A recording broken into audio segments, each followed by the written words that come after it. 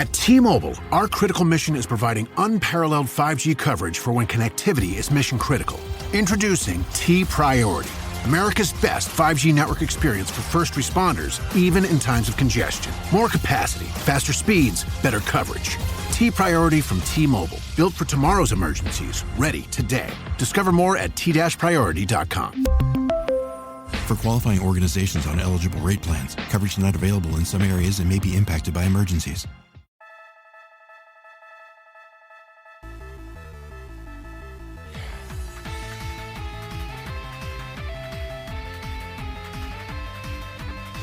Welcome back, everyone, to another mashup episode of the Every Pokemon Episode Ever podcast.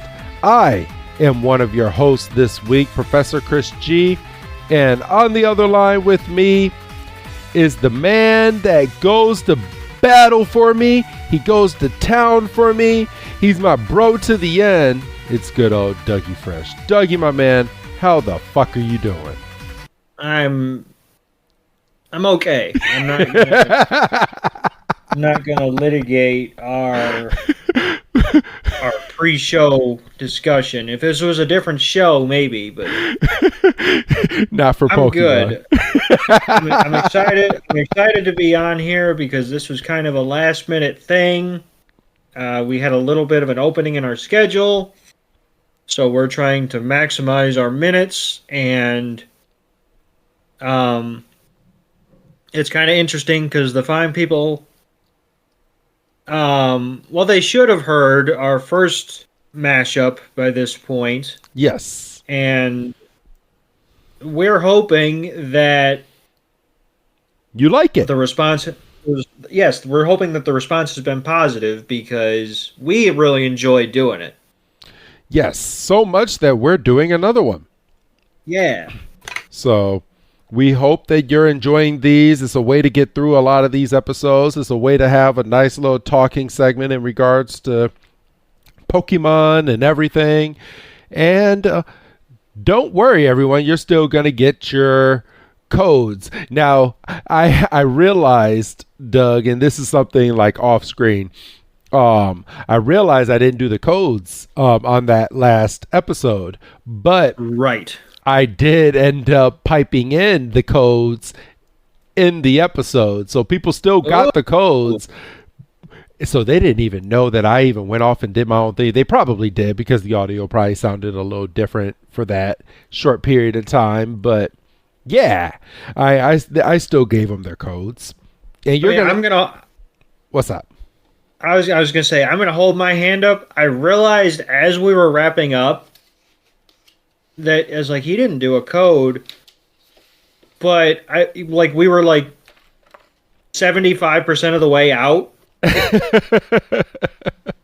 And I was like, I don't want to derail this. And then we got to talking about other shit, and then I was like, well, he's a smart man. He realizes he didn't do something. Yep. So, but and not only did they get one code, they got three. I gave them three. Oh. I gave them three codes. There you go. So they got nothing to complain about. And they're going to get three more on this one because we're doing a mashup and we're doing 3 different episodes. So why not give them 3 more codes? So you will get three more codes in this. And one thing that you probably, because you don't go through and listen to it because I mean you're here recording, but right. After each episode and before we go into the next segment, I have a nice little Pokeball opening indicating that we're getting ready for the next segment of our show. Oh, I'm going to have to look at that for this one. Yes. So I know that. I didn't know the name of this show until the first segment because we didn't know. No, we didn't. We didn't, which is why I did not introduce us into a mashup on that episode because we had no idea what we were going to call this show. And then we were like, oh, that's great. That's fucking, let's fucking go. So, yeah, that's how we came up with it. It came up last minute as we were editing the show and it got uploaded and boom, mashup. Yeah, so we hit it because there was a couple segments that a couple titles that I was trying to think of, and a couple of them were taken, and a couple of them, if we would have been taking them, we would have been taken from inappropriate sources. So I was still, and I mean, I'll tell you about it off. I'll tell you off mic when we're done here. I was about to say, I'm kind of curious right now as to which one of these names was taken. So yeah, no, I'll tell you off air because I made note of it I just now remembered it because I'm scrolling through my notes and I was like, oh right, I was going to tell you, and it would have fit with our discussion before. Funny enough, but again, we don't have to relitigate that. Okay. But yeah, today we are doing a mashup of episodes 109, 110, and 111. These episodes being titled Pokemon Food Fight, or translated from Japanese, Burn Kabigon. And then 110 is Pokemon Double Trouble, or Tag Team The Last Gym. I like that one. Good. Or 111, The Wacky Watcher, or translated Koiking, The Secret of Evolution. So I like that one too. yeah, I like that one. They sometimes Japanese titles kind of slaps, and you kind of gotta go with this. Which why didn't they just change a few things around and just keep it like cordial? Like I wouldn't have to do the translation, and it'll be the same for Japanese as it would be for English. Because a lot of them use the Japanese names for these Pokemon that are translated into English, like. But even like, okay, I'll go back a few episodes. So Charizard Chills was called Lizardon, I Choose You. Why couldn't they just change it and say Charizard, I Choose You? Oh yeah, I see what you're saying. No, yeah, you're 100% on that one. So, all right, everyone. But these episodes, episode 109 premiered August 5th, 1999 in Japan, and August 19th, 2000 here in the States.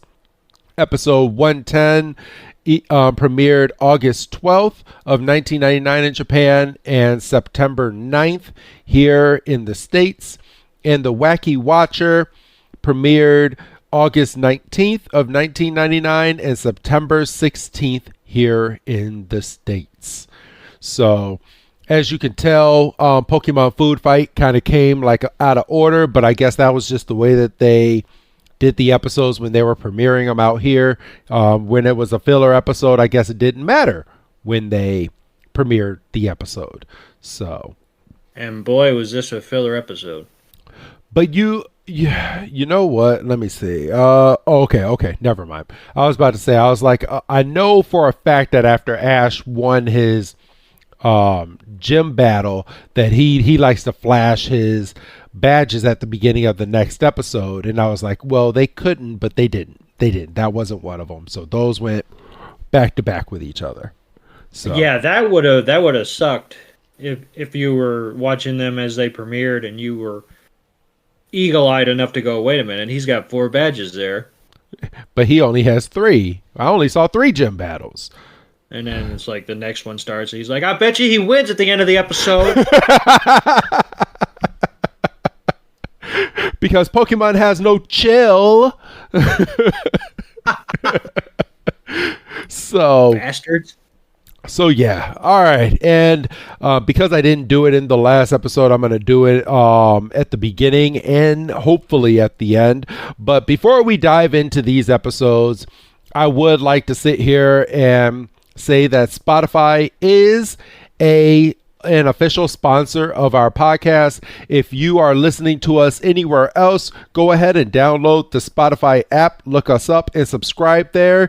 Every subscription counts when it comes to Spotify. It helps keeps the lights on here. And if you're feeling extra generous, go on Patreon at patreon.com/every Pokemon, where you can be a guest on our show, or you can get our shows ad free, and that also helps keeps the lights on over here and keeps us doing what we do, everybody. And that's just a small little snippet that I wanted to say because I forgot to say it in the last episode. But there you go. Well, I mean, to be fair, the last episode, a lot of things were kind of coming together as we were doing it. And, you know, I mean, now that we've established a name for this segment and we've kind of established how we're going to attack it, I think we can kind of shape it to fit in our regular schedules and stuff. Absolutely. So, all right. Well, I think it's time to get into our first episode. You ready? Yes. You ready to start talking about this episode? I am excited. All right. So this episode is called Pokemon Food Fight! And this was a weird ass episode, bro. Yes, it was. Before we get into any of this damn episode, this was a weird ass episode. So we start off with our narrator kind of telling us that our heroes have been trapped on an island for a little over a week now, and that the waves have been way too chaotic for them to be able to move or go anywhere.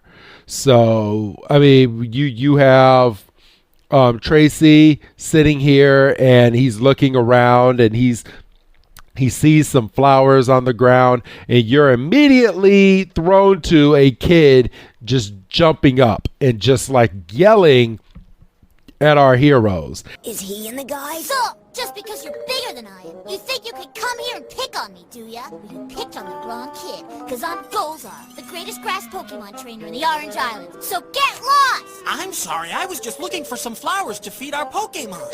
You think just because I grow some flowers in my hair, you can come along and use my head as a snack bar for your hungry Pokemon, do ya? How'd you like to have a bat?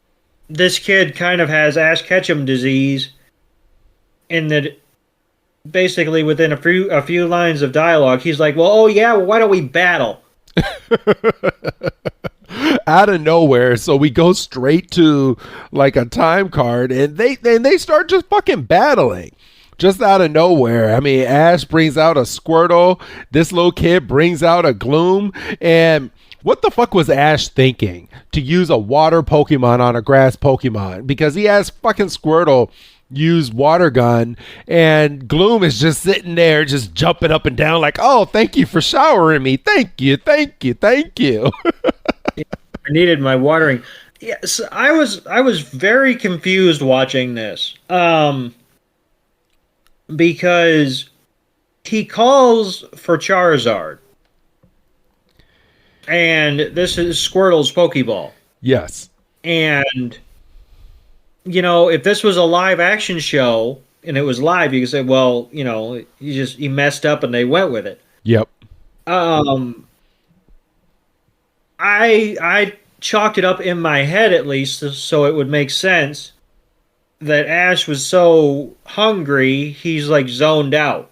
So he's just reaching down to his belt And grabbing anything. And he's like, hopefully this is, you know, and he did the other Ash Ketchum stereotype of, oh, Pokemon I've seen, but I haven't seen in like months. Dexter. Because he's seen a Gloom. Yes, he has. And you want to know where he saw Gloom? He saw it with, what was her name? It wasn't Erica. Was her name Erica? I think it might have been Erica. The grass gym leader over in the Kanto region. I think it might have been Erica. Okay. And so he saw it there at the fucking gym battle. Yes. So you would think, okay, Ash has a bad memory. He should remember how he won his badges. Yes. He actually won that badge. It wasn't just a pity badge. So oh boy. But yeah, we're about to get to the crux of this episode, and the crux of this episode is he calls back Squirtle because Squirtle can't do diddly unless he's doing like shell shock or something. So he sends out Snorlax. Why is he sending out Snorlax? We don't know, but he throws his Pokeball, and you see his Pokeball hit a rock, and the impact from the rock completely shatters the bottom of the Pokeball, which is going to be the gist of this episode. So Snorlax comes out. Snorlax is sleeping. Snorlax is always sleeping, and Ash tries to call back Snorlax into the Pokeball, but Snorlax can't go back in because the Pokeball is cracked, and they're in the middle of nowhere. So not only can he not call back Snorlax, but now you have this 800-pound Pokemon sleeping, and you can't wake him up. So what do? The little kid kind of makes fun of him. He's like, "Oh, you're no good Pokemon trainer. You can't even battle me the right way." But guess what? At least you can go back and go to the Pokemon Center, and they can repair your Pokeball for you. But guess what? The Pokemon Center is over this hill, and you got an 800-pound Pokemon, and good luck getting over that hill with a sleeping Snorlax. And he kind of does the eye droop and the sticking out of the tongue, and he's like, "Nah." Hadn't seen that in a minute. I know. And but actually, the funny part is, I'm gonna kind of rewind a little bit. The little kid does a solar beam attack, which ends up waking up Snorlax, and Snorlax rolls over, and he wakes up for a second, and he's like, "Oh, what the hell just happened?" And then he's like, "I'm going back to sleep." Actually, no, he gets up and he walks, he starts going over, and he starts sucking the nectar out of Gloom. And Gloom is like, "Oh no," and the trainer calls back his Gloom before Snorlax eats it, because Snorlax was trying to either suck the nectar out, or he was gonna full blown eat that Gloom. And the trainer just kind of goes away, and it kind of goes back to what I said about going over the hill. And I'm gonna put this next segment over to you, bro. So what is Ash and Ash, Tracy, and Misty's like agreement as to what they're going to do to get Snorlax over this hill?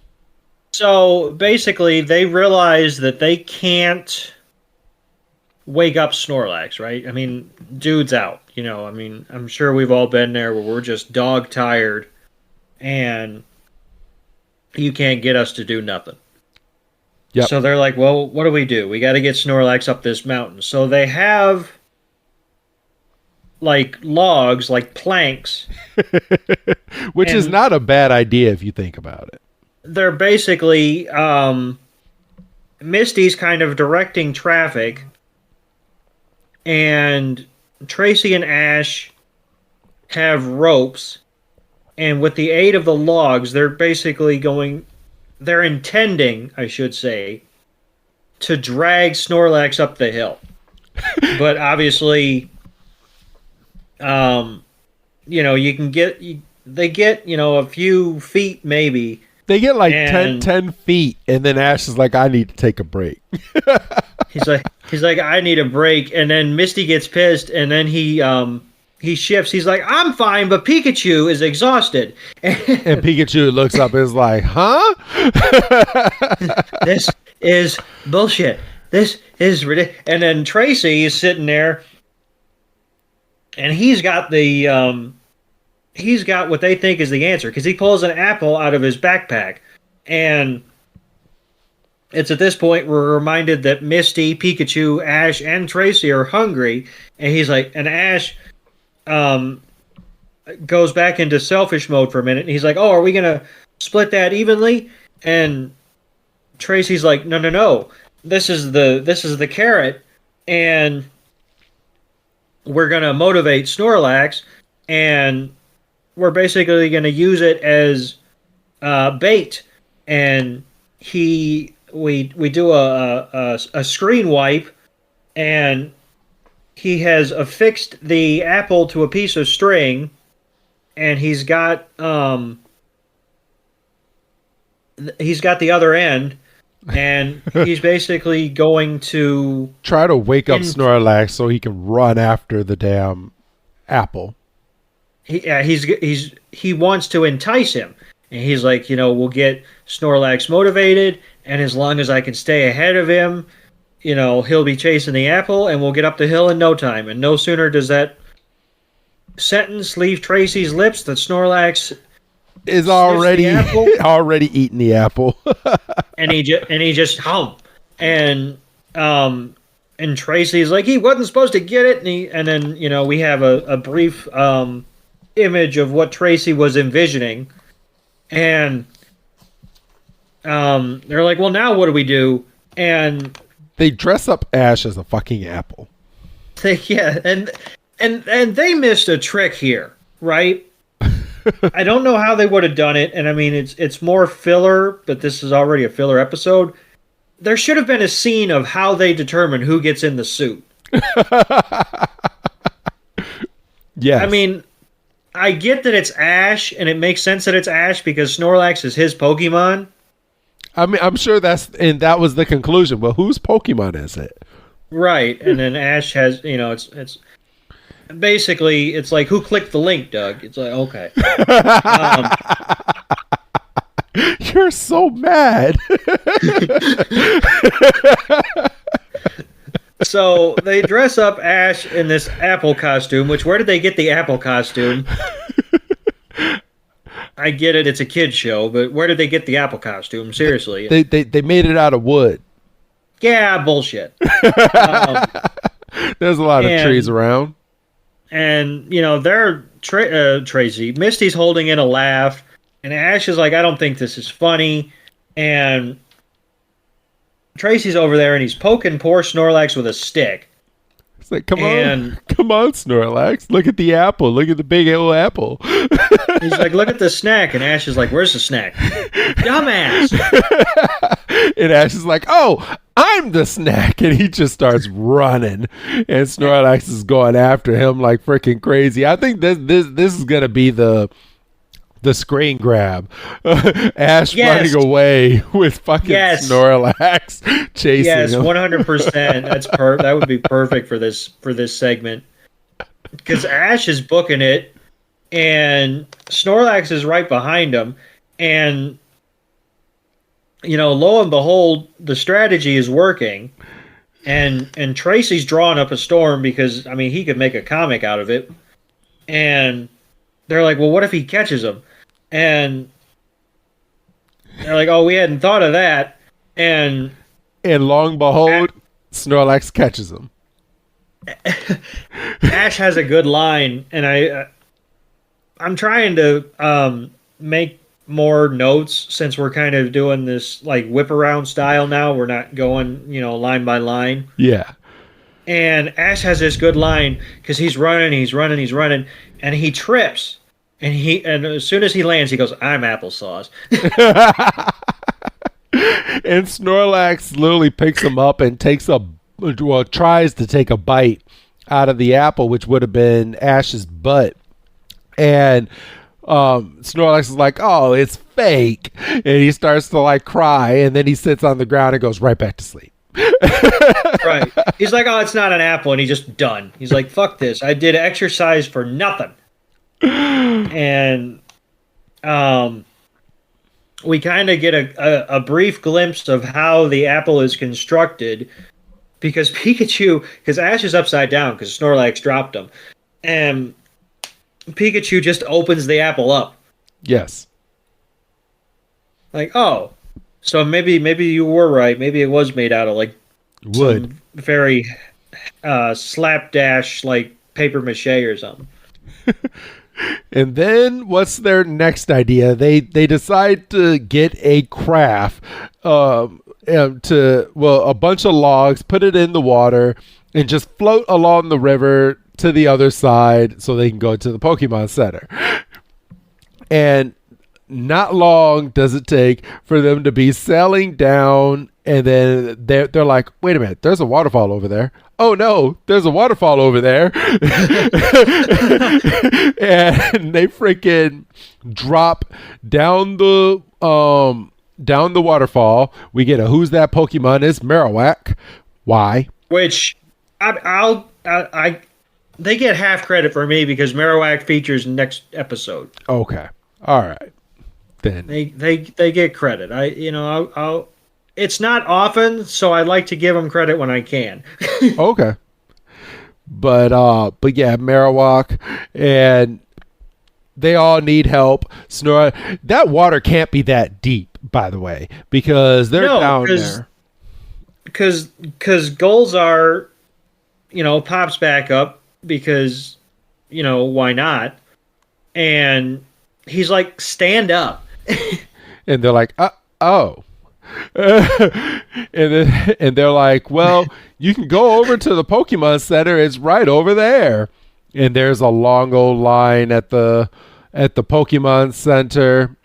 And what was it that Nurse Joy was announcing here? Basically, that the shipment of the food was expected to arrive in a few moments. Yes. Because they walk up, and I made note of this because I thought it was funny. They walk up and they see the big line, and they're like, do you think everybody broke their Pokeballs like I did? And Misty's like, no, I don't think anybody's as stupid as you, basically. And I was like, ouch! Like, it slipped, we dog on Ash all the time, but, honestly, Pokeball slipped. For real. It's not like he was playing mini bowling with it or something. But she's like... Oh, sorry. No, I'm sorry. She's like, it should be here in a matter of moments. And they start off in the distance and they hear like a little cargo plane. And he's like, and then Tracy's like, oh, there's a plane, but how's it going to land if there's no airport? And lo and behold, they just dropped the fucking package. They just dropped the food and they're like, all right, well, we're not trapped. We're going to get back before the gas runs out of this airplane.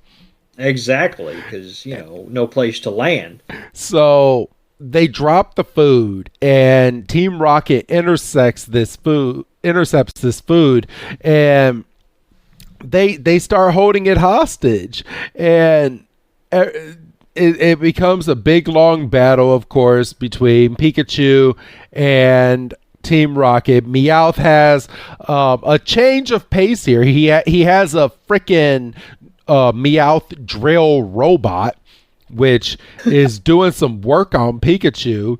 And what's Team Rocket's budget? Seriously.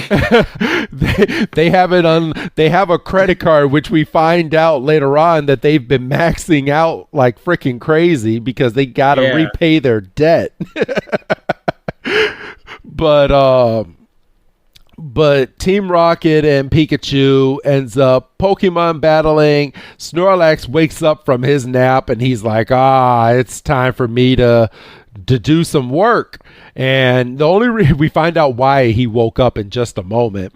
But Meowth and Snorlax start fighting, and Meowth breaks his hand on a rock, ejects himself out of the robot because the robot's about to explode, and Team Rocket goes blasting off.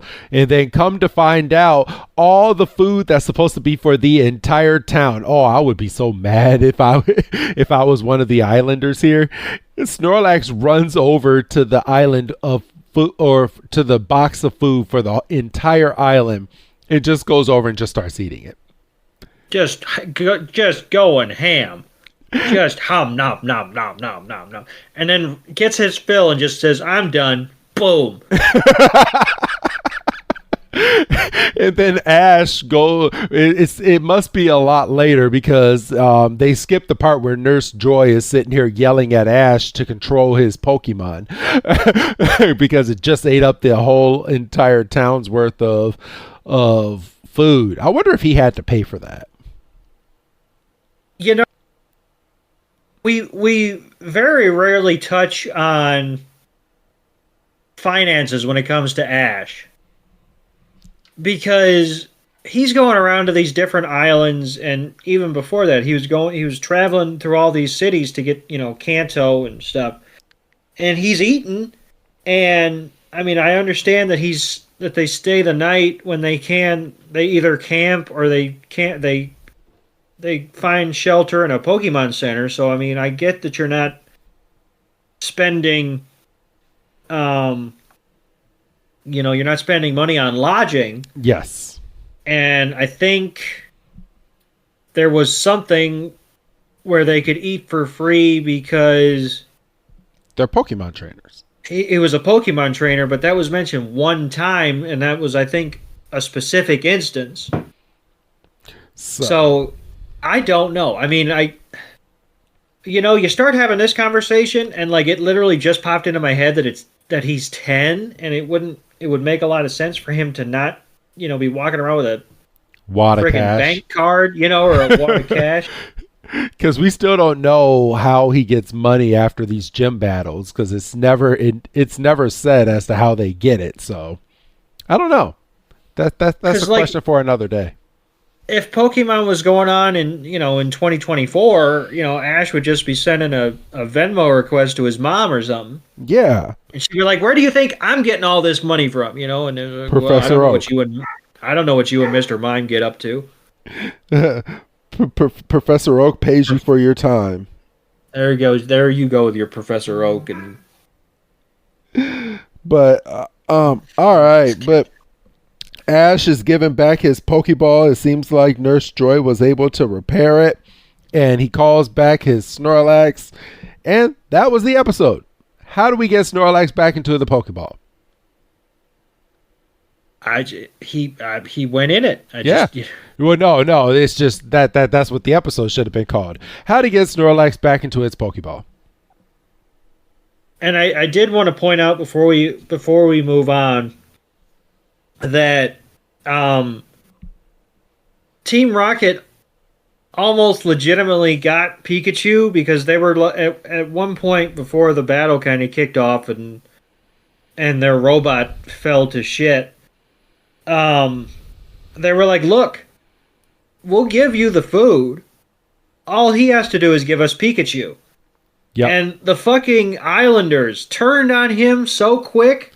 It's like, that's it? and Golzar, of all people, had to stand up and be like, "Y'all should be ashamed of yourself. Turning on a fellow Pokemon trainer for the benefit of yourself and your own Pokemon. Pokemon training is a brotherhood and all this stuff." Yeah. And then even though Golzar didn't want to help anybody, he could have ran over there, got Nurse Joy, told him, "Hey, we got a Snorlax that's down. Can you get transportation over to help these kids out?" But no. Or where's the Nurse Jenny, or the Nurse Jenny? Where's Officer Jenny? Jiminy Cricket. Where's the Officer Jenny on this island? For real. So, you got to make 22 minutes or whatever. But that was the episode. So good episode. It was funny. It did its thing. Yeah, but I think this would have been one of the episodes where if we were doing it on our original format, I think we would have been grasping at straws. Yeah, we would have. All right, bro. Well, that was a good episode, but I think it's time to go ahead and get ready to start on to our next episode that we have. And this one should be, not that it's a bad episode, but it's a very good episode, but very cut and to the point. So I think exactly very straightforward. Very straightforward, and we can have kind of a little discussion as to what's going on with this episode. But the next episode that we're going to be going over is Pokemon Double Trouble. And this is Ash's final gym battle before he goes and to compete in the Orange Island League. And so, of course, we've talked about it significantly in the past. But, yes, Ash does end up winning this gym battle, but we're going to tell you how.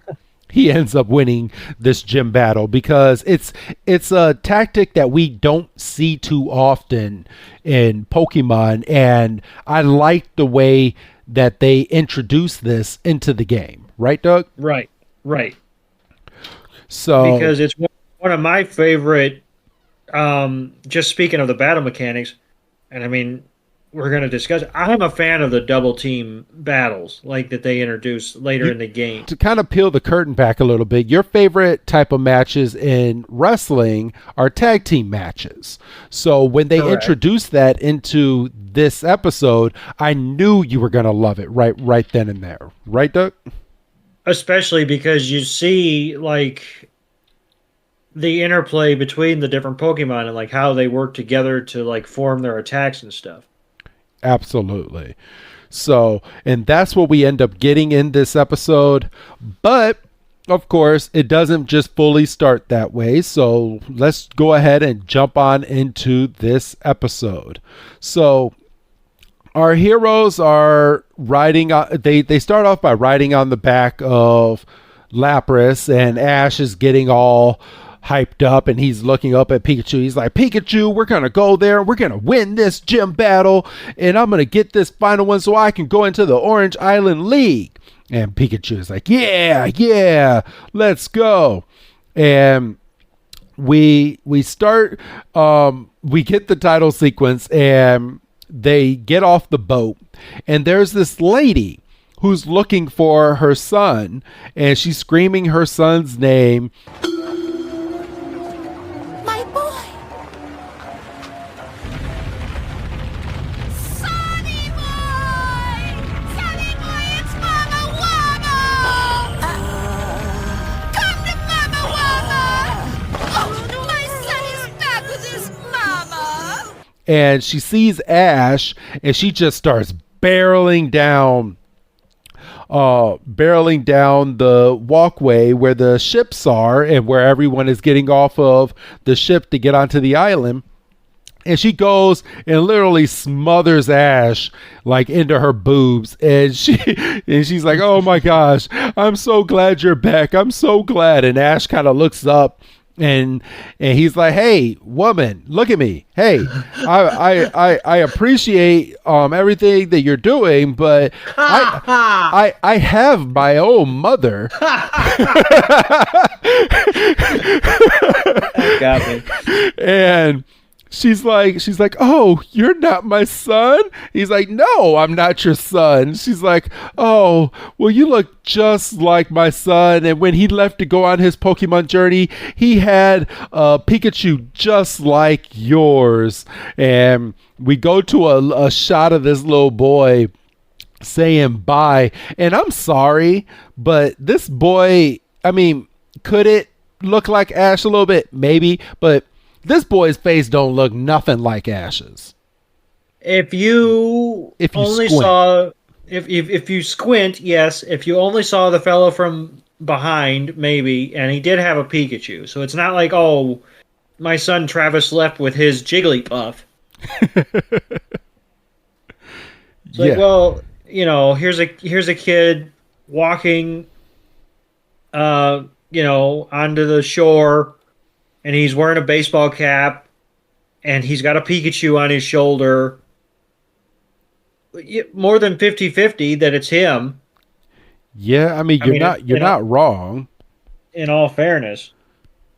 So, but we slowly find out that this gym leader's name is Luana, and she and she is the island's gym leader. And let me find out what the name of. They're on Kumquat Island. Who the fuck came up with this? Who the fuck? All right. No, that's not why I'm laughing. But who the fuck came up with this name? I mean, hasn't there been a Grapefruit Island or something? Yeah, but a kumquat. It's a fruit. A kumquat is a fruit. It's a fruit. I've never had one, but it's a fruit. I had no idea that was a fruit. I'm just sitting there. I'm like, okay, what the fuck? That's literally what I was thinking when I was watching this episode. I was like, who the fuck comes up with kumquat? Oh, so you were having a ball watching some of these episodes we were covering today. You're like, what the fuck is going on in these last 2 episodes? For real. And there's a little bit in the last episode. I was like, these 3 episodes, I was like, God damn. What the hell's going on here? All right, bro. Well, I've gone through about 5 minutes of this episode. I'm going to hand this next part over to you with Team Rocket and the Rhydon Drill Pokemon. So they've got this big... So, again, this is another benefit of our PokeMashUp mashup format. I apologize. Because in previous iterations, I'd have to refer to last week. But with this format, I can refer to, 15, 20 minutes ago when we had that brief discussion about what the fuck is Team Rocket's budget. Because what the fuck is their budget? Because they're like, the Meowth one was only like a couple thousand. Like, what's a couple extra $10,000 here for this one? And this gym leader's freaking out, and because fucking bad guys with a robot, just rocking up on her peaceful island. And freaking Ash and the crew don't help because, they're bad guys. It's like they're bad guys that you can beat in like 2 minutes. Yeah. That you have beaten in 2 minutes. And inside of this ride-on thing, so Team Rocket was like, we don't need a motor for an extra $45. Let's have our Pokemon run on freaking treadmills and have a whipping stick right behind them to whip them into running. I felt so bad for Arbok and Lickitung. Bro, I didn't even... Okay, 2 things. Because A, I didn't catch the whips first. And B, they have a snake on a fucking treadmill. Yes, they do. What the fuck is going on here? Well, are you really going to put a Weeping Bell on there? That's even worse. That's even worse, and obviously Wheezing floats. Yes. Fucking Meowth. No, Meowth is a part of the team. Shit. Oh my goodness. Yeah, they put a fucking snake on a fucking on a treadmill and they're whipping it. And freaking Lickitung, I feel bad for Lickitung because Lickitung has to do like 75% of the work while Arbok is doing 25. He's like, I am not having a good time right now. This is not fun. I did not sign up for this. What the fuck am I doing? And then the robot opens its mouth, and did Jesse say that it was supposed to be a hyper beam attack? And they're like, oh, but it can't be because James has been too lazy and didn't teach Weezing that attack. Yeah, that's exactly. So he's like hyper beam, and they take, and the machine literally has a hand with a hammer that comes over and smacks Weezing, who was sleeping. Smacks Weezing in the head with a hammer. It's like bonk, and Weezing is like, oh shit, yeah, hyper beam. Wait a minute, I don't know that. Smog. I don't know that one. So he just starts doing Smog, and they totally throw him under the bus, and Meowth is like, yeah, well, he didn't teach it Hyper Beam yet. And Jesse's like, are you serious? You had one job, James. One job. And you had a whole week.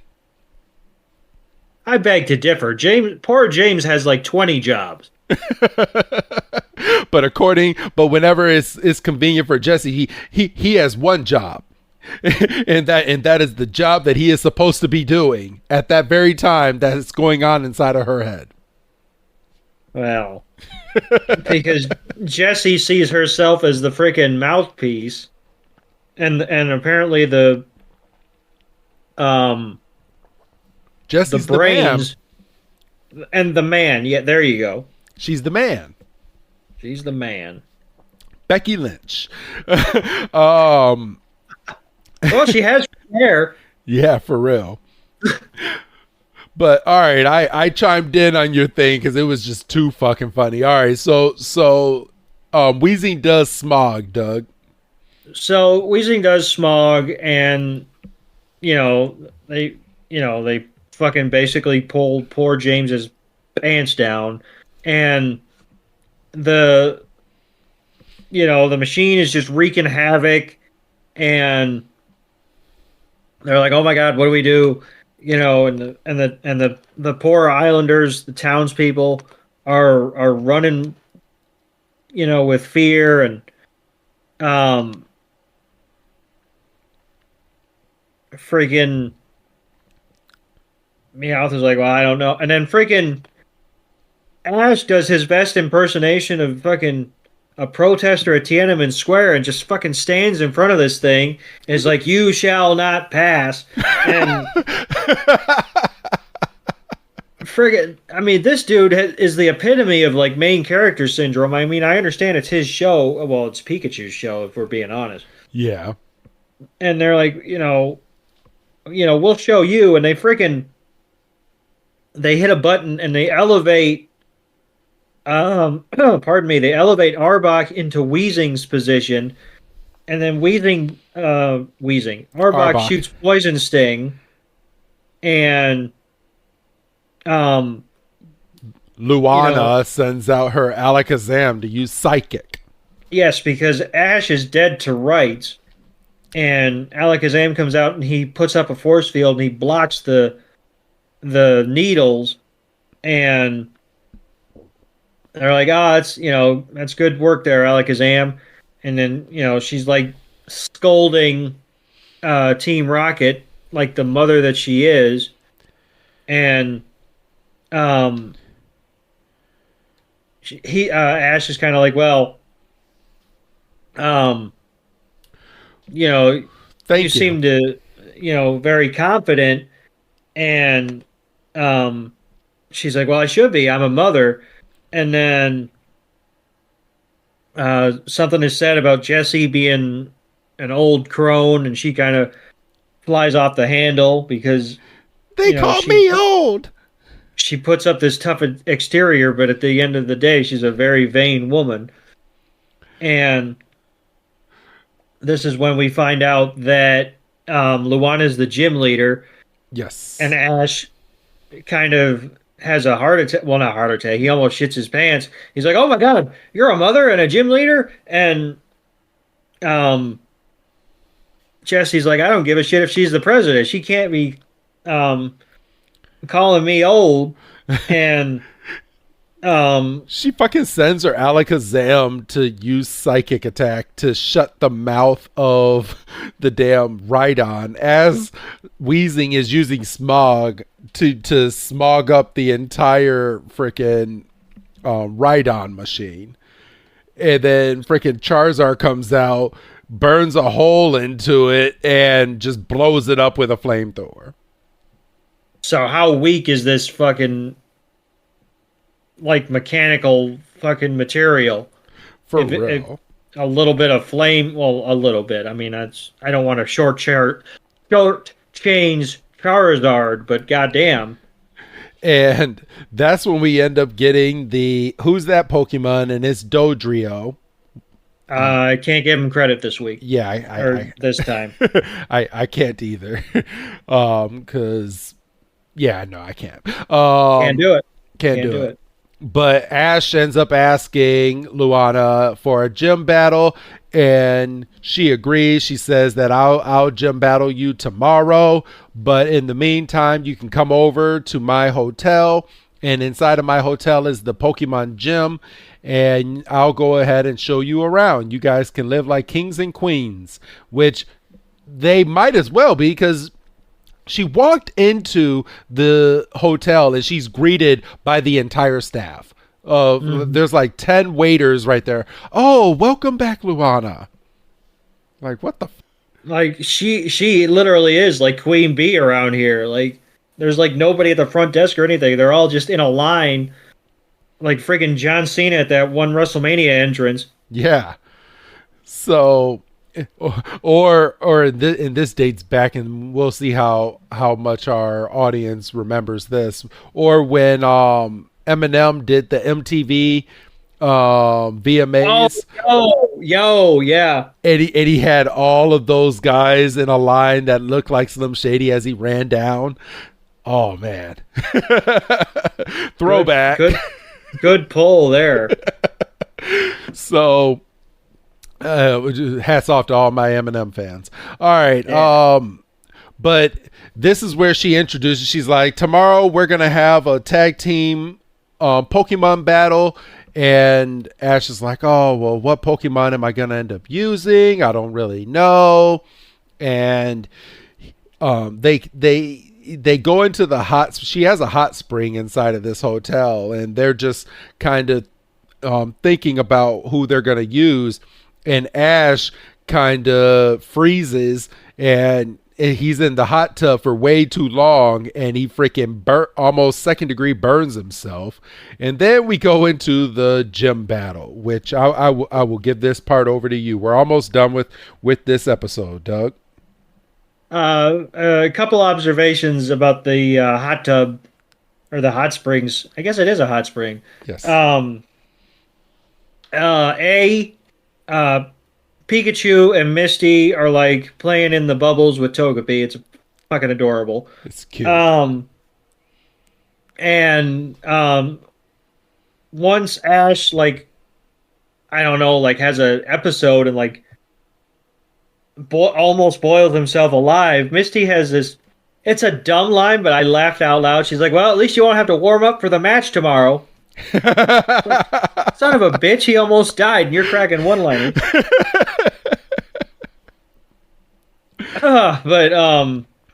But yeah, so we're getting ready for the battle. This battle pits visiting Pallet Town trainer Ash Ketchum against Kumquat gym leader and Orange crew member Luana. The challenger stands to win a Jade Star badge. The trainers have agreed in advance that this match will be conducted as a double Pokemon battle. Well, Ash, these are the Pokemon I'm using. Alakazam! And Marowak! Alakazam! Marowak! I choose Pikachu, and I choose Charizard! And he can finally utilize Charizard when Charizard's listening to him. Yes, and you would think, oh, well, this is a dream team because, you know, if we just think about it in terms of, you know, levels in the game, Pikachu, what do you think? Minimum 60 somewhere. And same with Charizard. And Charizard, I was going to say he has to be a minimum of 35 to be evolved. And yeah. Although, to be fair, he wasn't getting that much run when he wasn't listening. No, he wasn't. But, you know, they're like, okay, so it's fucking, you know, it's Dream Team, you know, let's go.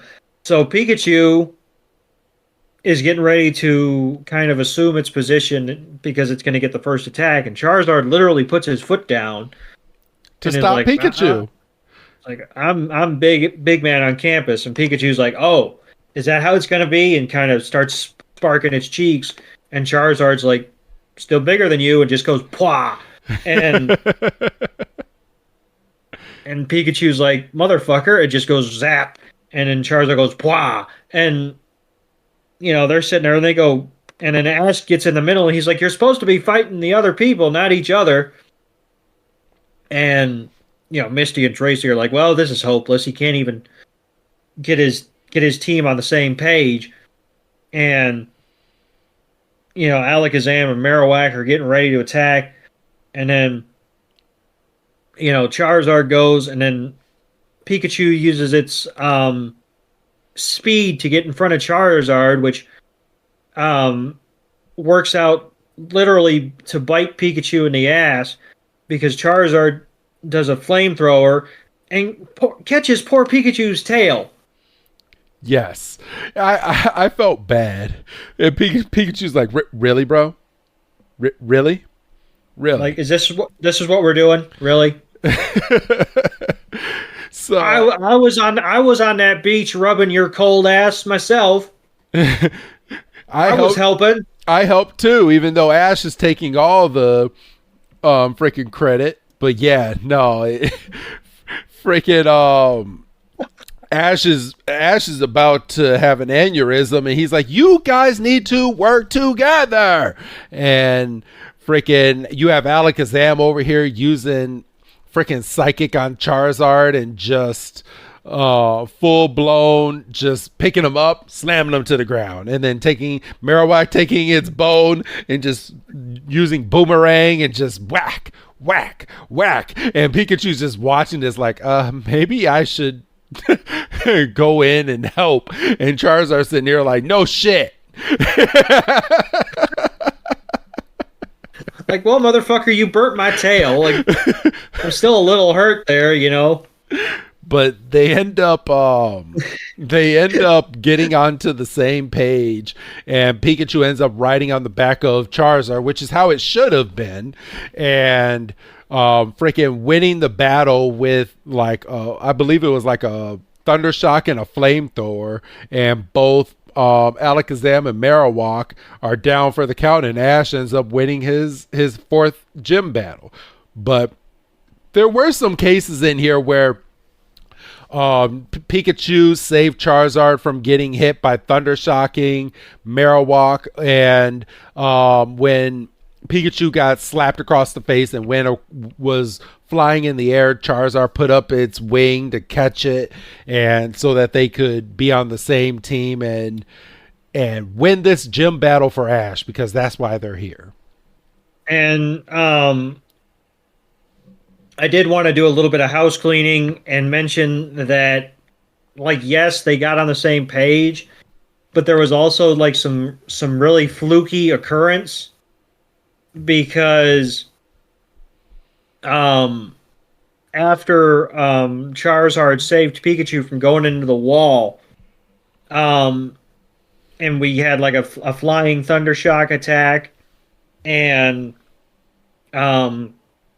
they deflected Marowak's bone, and they caught Alakazam like mid-move, and the power from the move went across the ground after Marowak's bone collided with Alakazam, which knocked Marowak out. So, yeah, they won, but Marowak and Alakazam kind of took themselves out. Yeah.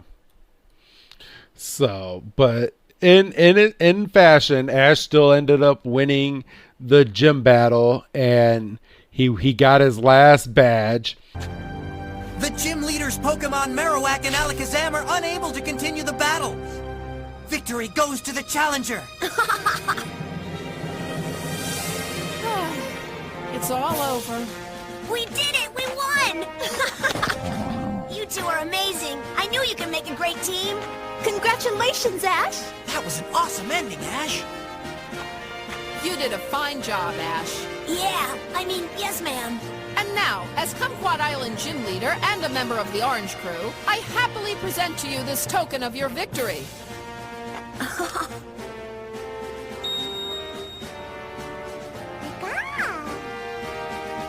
Yes! My final badge! The Jade Star! Pikachu!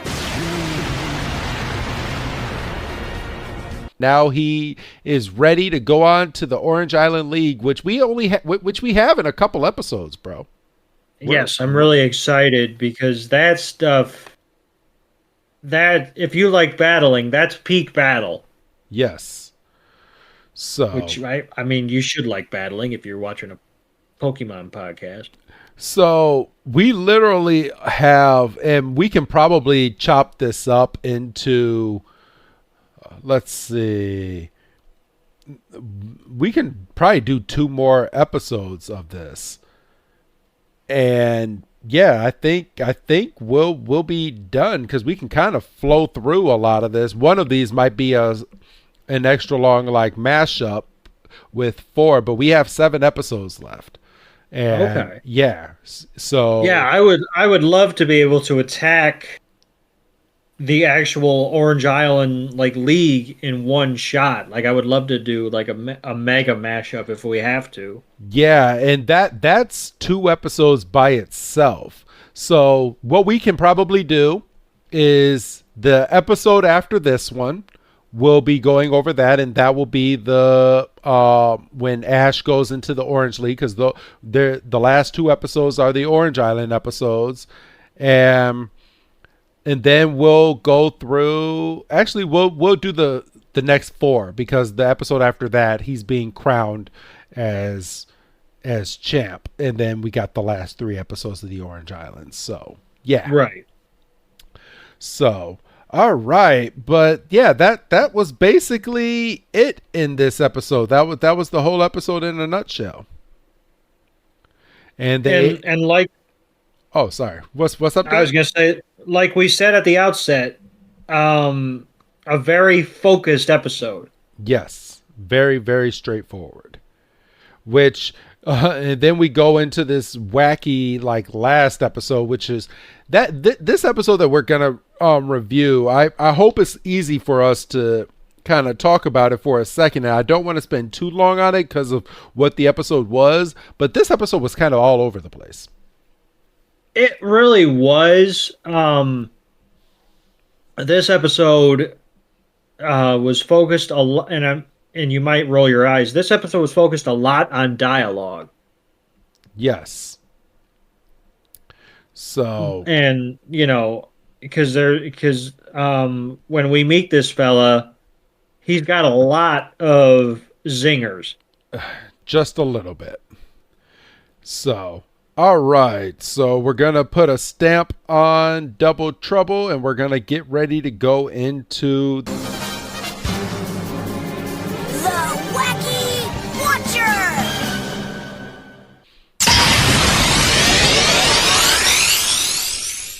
All right, so let's go ahead and get the episode up here, Doug, because like we said before, the Wacky Watcher it's an episode. It's an episode. So, as you're pulling it up, I'll go ahead and start this up, and I can kind of sum up the beginning of this episode. So, I'm going to kind of brief you guys into what this episode is. This is a filler episode, everyone.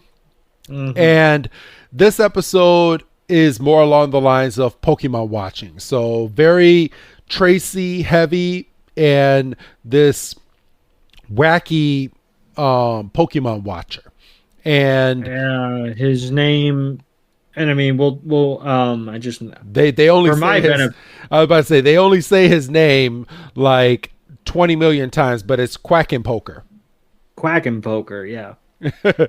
Quincy T. Quackenpoker is his name. Oh, I didn't catch his first. Did they say his first name? I did not know his first name was Quincy. Yeah, that's how he introduces himself. He's like, I am Quincy T. Quackenpoker.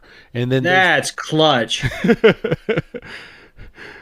So that's his name. And I'll let you go into the behind the scenes of this character that they ended up coming up with here in the English version, because I didn't catch it because I didn't know, but you caught it right off the bat. So I'll let you get into that in just a second. But our heroes start this episode, of course, with Ash looking at all 4 of his badges, and they're going through the water, and a submarine flies underneath them, and then this guy pops up, and he's just taking out his binoculars, and he's like,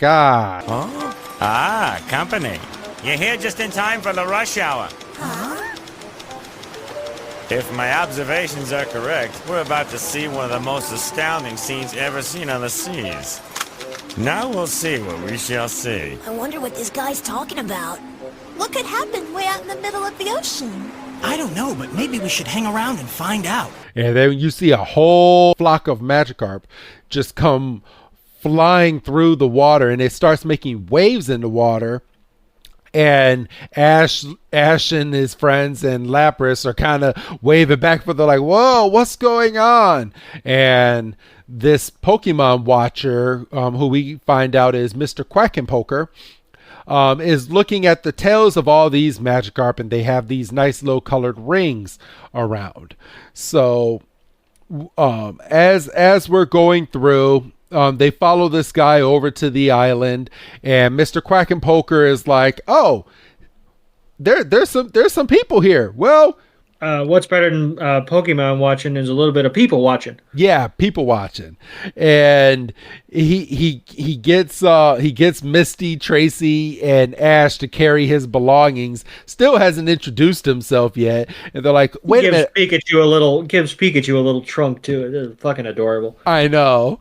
And and he's like, "Oh, well, thank you guys for helping me. My name is Quincy T. Quackenpoker." And what is the meaning behind this name, Doug? Right. So, because when we got on here and we were kind of doing our pre-discussion before, you took it completely off the rails. Yep. Still not over it. Oh, I know. You're like, I did not get who this guy was supposed to be in the Wacky Watcher. And I was like, oh, that's Groucho Marx. And you're like, who the heck is Groucho Marx? Groucho Marx was part of the comedy troupe, the Marx Brothers, who got their start in vaudeville and made several black and white movies in the mid to late 1930s, maybe even into the 40s. And he speaks with a very New York-centric accent, kind of like, oh, what's the secret Woid kind of stuff. And has very similar glasses to the Quack and Poker caricature here. Groucho's mustache didn't really turn down like Quack and Poker's does. And I'm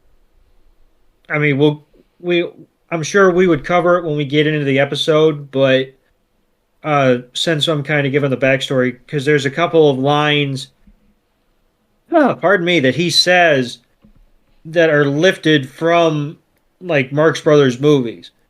Gotcha. So this was extremely obvious, and I had a smile on my face watching this episode because I was like, I forgot this episode was this close to the end of the Orange Islands. And here you are educating me because I had no idea about this guy. Yeah, you're like, well, this guy made no sense. And I was like, actually, it makes perfect sense. But, like, there was only a handful of Pokemon. And I wouldn't have gotten this as a kid. Because I didn't find out about the Marx Brothers until they started showing them on, like, Turner Classic Movies and shit. And you got to think this is before everyone and their mother had a streaming service. So you actually had to watch television. Yes. So they get onto this island. They start following Mr. Quack and Poker. And Mr. Quack and Poker calls himself a Pokemon watcher. And they end up camping at one spot so Mr. Quack and Poker can examine all the Magikarp that are coming through. And Misty she's like, if you've seen one Magikarp, you've seen them all. Why are we stopping here? You would have thought this would have been one of her dreams to just sit here real to watch these damn Magikarp because they're water Pokemon. But I guess you can't make her happy with every water Pokemon. But doesn't she have and I mean, I would have to go back and look through the episodes, but didn't she have like something about, Magikarp might not be a lot to be cracked up about, but they evolve in. Oh, okay. My mistake. She likes Tentacruel because not everyone sees the beauty in them. So my mistake. And that was just a couple episodes ago. So that completely okay. My mistake. But Tracy and Mr. Quack and Poker kind of bond. They're looking over at these Magikarp, and he kind of goes over the bands, and he says the Magikarp with the red band are only 1 year, or the band was put on them 1 year ago. The blue band was 2 years ago, and the yellow band was 3 years ago. And he's like, I've just been examining these Magikarp, and every time they come back, I add to my files. And he's like, even though they all go their separate ways, once a year, they all come back here for whatever reason, and I just study them because they are my favorite type of Pokemon. And then they're kind of like Magikarp. Yeah. So, and this is where we get into the Team Rocket part of this episode. I'll hand this part over to you, my brother. So, they're sitting there and they're like, "Oh, there's the twerps," and I've never seen this guy before. And they look at all the freaking Magikarp, and I was pissed because not one mention of James's Magikarp. No, not at all. And I was mad too. I was like, he does technically have a Gyarados, but his Gyarados is like Ash's Charizard at one point, and just didn't like him and was like, bye.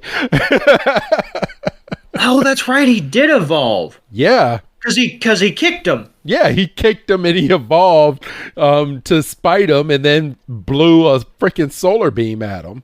God, Team Rocket was assholes. Or they still are. I forgot it because he kicked him and then he evolved, and then they're like, I got a Gyarados, and then he almost killed him. Yep.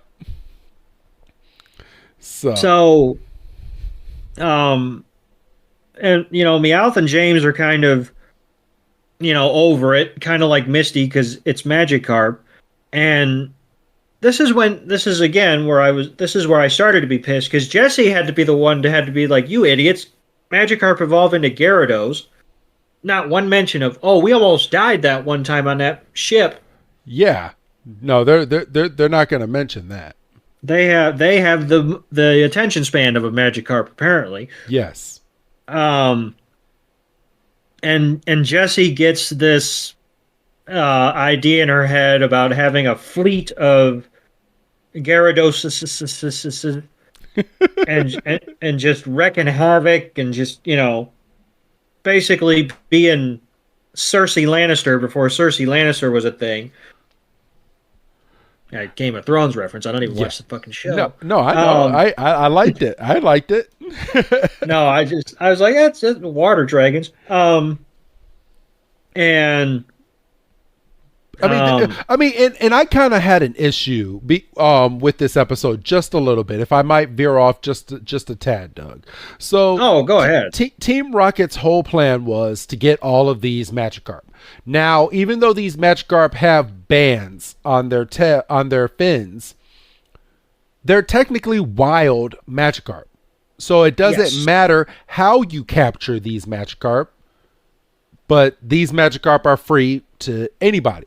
So why, we're going to get into it in this episode, but why is Ash and Quack and Poker, I still laugh at his name, why are they so mad when Team Rocket is legally, they're actually for once legally obtaining these Magikarp in this episode?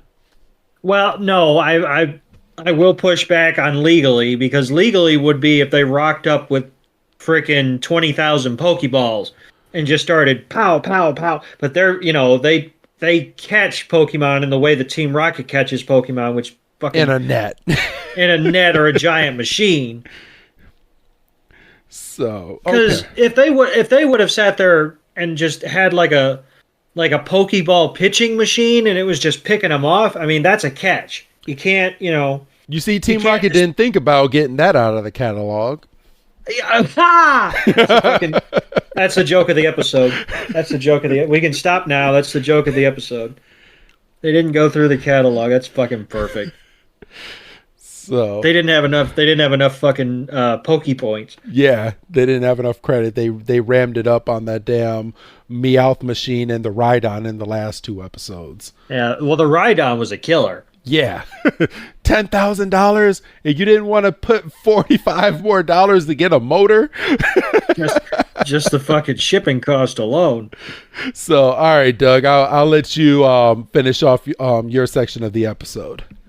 So we come to a waterfall, and we kind of see that these Magikarp have to kind of cross this final hurdle, like this rite of passage about,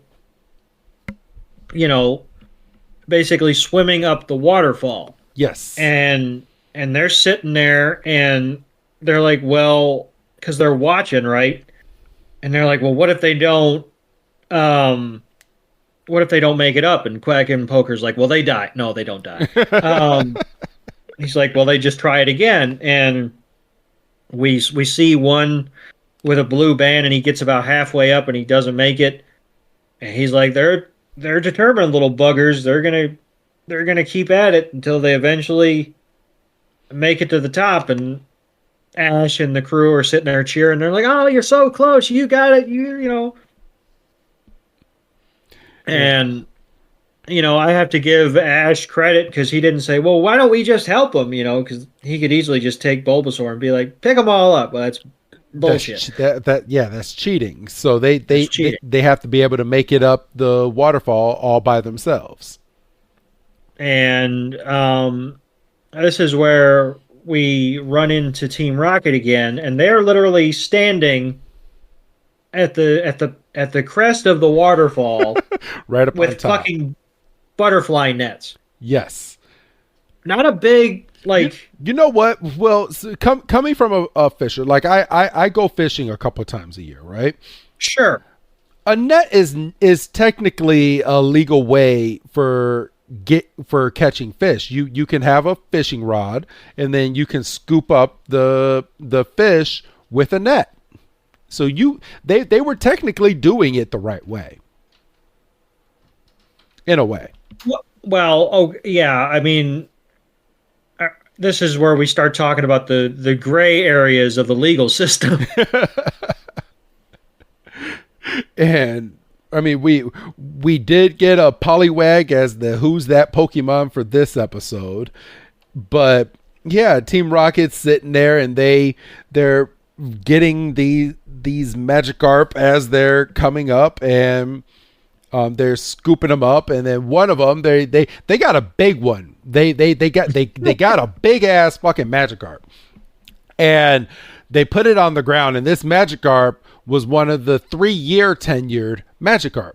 So this Magikarp had a little bit more weight on it. So it's on the ground, and instead of taking a damn Pokeball and just catching it, they see that it's trying to flop back into the water, and they jump on top of it. And this Magikarp is so strong. Can you imagine this thing evolving into a Gyarados? But it's so strong that it literally flops with all of them on top of it back into the water. And it goes down like 3 or 4 like breaks in the stream, and just down and down and down. Yes. And Ash is kind of sitting there and goes, what was that sound? And they're like, we didn't hear anything. But we go a little further into the episode. We have a cute moment while they're sitting down eating some lunch. It looks like they're eating some peanut butter sandwiches, and Mr. Quack and Poker basically tells Misty that he's come across other Togepi's, and this is where they like to be pet, right here. And he starts rubbing the tip of Togepi's spike on the front of its head, and Togepi's like, oh, I like that a lot. And Misty was like, oh, well, thank you for telling me. And I'll let you take on this next part, brother. So we transition to the night, and we see that our trio has set up a tent, and Ash and Misty are actually sleeping next to each other, Pikachu's knocked out. Togepi is closed up. I was searching for the right verb. I was like, rolled up? That's not right. And Tracy and Quackenpoker are still sitting by the fire, and they are trading theories about why the Magikarp return to this spot every year. Yes. And Tracy's got a theory about being drawn to the sun, and Quackenpoker is like, well, that's all well and good, except if that was the case, they'd be going in the opposite direction. And Tracy's like, I must clearly have a lot to learn. And Quackenpoker's like, well, I've been at this a long time, and it's just little things that you pick up along the way. And then we get the water starting to rumble. Yes. And then as legendary JR would say, business is about to pick up. Yes. So Team Rocket starts rumbling its jets inside of the water, and they're using their Magikarp submarine to swallow up all these Magikarp inside. But what they didn't count on was that these Magikarp would end up weighing down the submarine. So they have to start releasing some of the Magikarp in order to get away with a lot more of the Magikarp. So they start getting they flop back up onto the land, and they're like, well, we have to get rid of a lot of these Magikarp, and they're tossing out a few of them at our heroes. Our heroes are like, oh, well, stop it. And throwing fish. I know. And out of nowhere, their machine scoops up Pikachu. How they got Pikachu in the jar, I still don't know, because I'm rewinding this scene like 10 times, and it still doesn't make any sense how they got Pikachu in that jar. But they got Pikachu in the jar, and of course it's the stereotypical electric jar where Pikachu can shock it, but nothing's gonna happen. Meow, it's time. Pikachu time. Pikachu! Pick on me! You should mind your P's and Q's and Pikachus. Pikachu! Thunderbolt attack! Hold it! Pikachu's Thunderbolt will give the Magikarp the shock of their lives! Yeah, you're right. I choose you! Bulbasaur! Ash throws out his Bulbasaur to try to help save some of these Magikarp, along with trying to save Pikachu at this point. But they're playing hot potato with Pikachu, and it finally gets all the way over to Jesse, and Bulbasaur realizes it's just floating in the air. He's like, wait a minute. I'm in a cartoon. I didn't catch that. He literally does the Wile E. Coyote. Holy shit. This is a great episode. And Bulbasaur is like, well, I'm about to fall. And then Ash is like, return Bulbasaur. So he returns Bulbasaur back into its Pokeball. And it's at this point that James is rubbing his face because it got hit by Bulbasaur's Vine Whip, and he's like, well, this freaking hurts. And then a Magikarp jumps up and suctions right onto James' head, and James is like, oh no, get it off, get it off, get it off. And Meowth and Jesse are sitting there like, we're pulling, we're trying. Quackenpoker looks over and he's like, they're going to tear that man's head off. And he's like, you can't do it like that. And he climbs on top of the submarine and he just starts to rub Magikarp's head. And Magikarp is like, oh, I like that. And then he unsuctions from James' head, and James is like, oh, my head is free. And of course, Doug, what happens to all the Magikarp at the towards the end of this episode? Oh, by the way, Ash got Pikachu back as well. Yeah, just got Pikachu back, and all the all the confusion, and Ash jumps off of the little submarine, and then all of a sudden the Magikarp that Quack and Poker pulled off of James's head starts to glow, and he puts it down, and then all of a sudden just this fucking ginormous flash of light just takes over the entire lake, shoots up into the sky, and because unbeknownst to us, it's not just one Magikarp, it's multiple. It's fucking all of them. And all this, just randomly Togepi walks out and goes, "Oh my goodness," and just starts jumping up and down. And then the waves pick up a little bit, and Ash just takes the lid off of the jar like no big fucking deal. And they're like, "What's happening, Professor?" And he's like, I've heard rumors of this, but I've never seen it in person." And it's this big freaking whirlpool just comes up, and Team Rocket, of course, because if they didn't have any luck, if they didn't have bad luck, they'd have no luck at all. And they get literally tossed out of the whirlpool back into the sky, and then all of a sudden the Magikarp come flying out of the whirlpool, and they start evolving one by one into a whole pack of Gyarados. And Ash, I'm so pissed at. I'm just now putting two and two together as I'm watching the scene in front of me. He's watching this incredible miracle of nature, right? Yes. Doesn't pull out Dexter to get explanation. Well, he's seen Gyarados before. Well, he's got selective memory because he's seen Gloom before. Well, he literally almost died when he saw Gyarados, if you don't remember, in the Tentacruel episode. Maybe he's traumatized. Maybe that's why he didn't throw out a Pokeball to try to catch one of these, because he's like, this is going to bring up really bad memories from about a month ago when I almost died in a ship. Yeah, that's fair. You know what? I'm calling it now. Boom. I figured it out, Doug. Ash sued the St. Anne, and he has all this money now, and that's how he's able to pay for everything. Boom. Mystery solved. Because he almost died. He told his mother and Professor Oak, and they're like, say less. And they just fucking took over.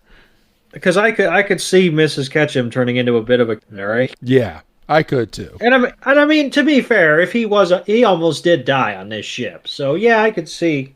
There you go. And he was exposed to a bunch of fumes. Yeah, he was all kind of fucked up. But to wrap this episode up, everybody, I know you're ready to get on out of here. The Gyarados and Magikarp, not all the Magikarp evolved. So... Right. They start swimming away, and the Gyarados start swimming away, and Mr. Quack and Poker and Tracy have these clicker stopwatches. Yeah, stopwatches, so they can count all the Gyarados that evolved and how many Magikarp are still there to evolve for next year. So they're sitting there counting, and they let them all go away, and they're gone for the day. And as soon as the Gyarados goes away, the sun starts coming up, because apparently this was all an all-nighter. And that's literally how we end the episode. And then we come to find out that where Team Rocket blasted off from the whirlpool, they're literally sitting around a whole bunch of Gyarados going around in circle. And I'm guessing that they stayed there until Gyarados blasted them off somewhere else. And to tie a bow on what Quack and Poker and Tracy were tracking, turns out that 70% of the Magikarp evolved, which is the highest number that Quack and Poker's been tracking, or has tracked, I should say. Yes. So he's thrilled, and Tracy's thrilled because he's kind of seen the peak of his profession. And I like that Tracy got an episode that they're treating. Yeah, that was nice, wasn't it? That they're treating Pokemon watching seriously, and It's good stuff. It's real good stuff. So, but yeah, that was the end of this episode. So let's go ahead and do our due diligence, Doug. Pokemon food fight. 1 to 5 stars. How many stars are you giving that episode? 2.5, because I did chuckle a couple times. Okay. I'll give it a solid 2. And the reason I'll give it a 2 is because, I mean, we didn't really need the episode. There was a lot of common sense. Like there's 3 of them. And the common sense that they came up with in that episode just dumbfounded me as to how they were going to get that. I would have left Snorlax. Snorlax would have been there when they came back, or I would have just sent Ash. I mean, Ash goes off and gets things done. I mean, what would have stopped him from climbing that hill by himself and going back and just meeting back up with Tracy and Misty at that point? Well, no. But then we're sitting there going, Ash abandoned another Pokemon. All right. Pokemon Double Trouble. I'll do this one first. I'll give that a solid 4. That was a good episode, and it made sense, and it also introduced a new way to Pokemon battle that we haven't seen up until this point. Yeah, I'm gonna be lazy and go right with 4. I think if I'd have known what could get it to an extra half a point, I would, because it's not a perfect episode. We had a perfect episode last week. Yes. Yeah, a couple episodes ago. This wasn't it. I mean, you're automatically at a certain level because it was a gym battle, and they actually treated battling seriously, and Team Rocket was somewhat competent for maybe 5 minutes. But yeah, I'm comfortable with a 4 because Ash got his final gym badge. We know he's got his sights set on the Orange League, and yeah. Yes. And then we have the Wacky Watcher. You know what? Just because I'm kind of feeling it just a little bit now that I have a little bit more context, I'll give it a solid 3.